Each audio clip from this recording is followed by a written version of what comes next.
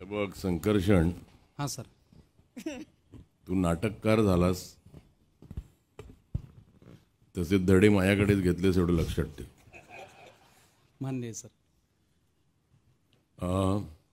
एक तर हा आहे म्हणून आम्हाला कॉम्प्लेक्स आलं. इतक्या कविता म्हणत असतो ना हा, आणि त्यात काही कार्यक्रमही करतो तो. मला माझा आणि कवितेचा फार संबंध नाही, फक्त लहानपणी खूप वेळा कविता कविता म्हणायचो, कारण माझ्या मोठ्या बहिणीचं नाव कविता होतं.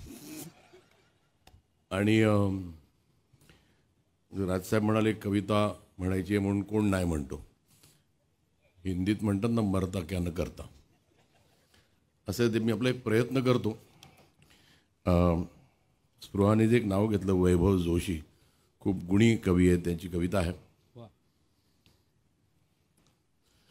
अभिजात भाषा ही मोहर लखलखली, लाखो करोडो हृदयातून झगमगली.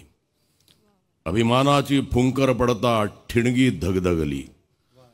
पायवाट ही ध्येय जिद्दीने चाले क्षितिजाकडे, मराठी पाऊल पडते पुढे. हजार वळणे हजार वेशी, झेंडा फडके देश विदेशी.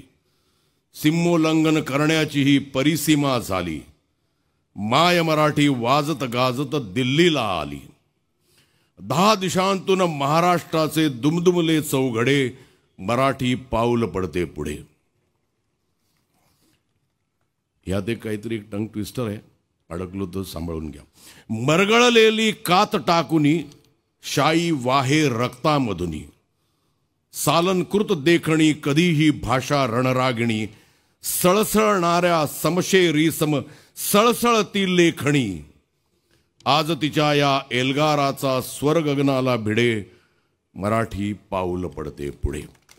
धन्यवाद. पण आता इथे आलोच आहे तर मला एक खूप लाईन आहे, ती मला म्हणावीशी वाटते.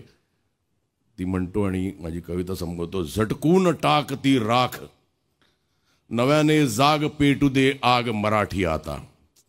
डोळ्यात फुले अंगार भगवा रक्तात, जागू दे आज भवानी माता. ओ राजे जीर जीर, ओ राजे हो जी जी. धन्यवाद.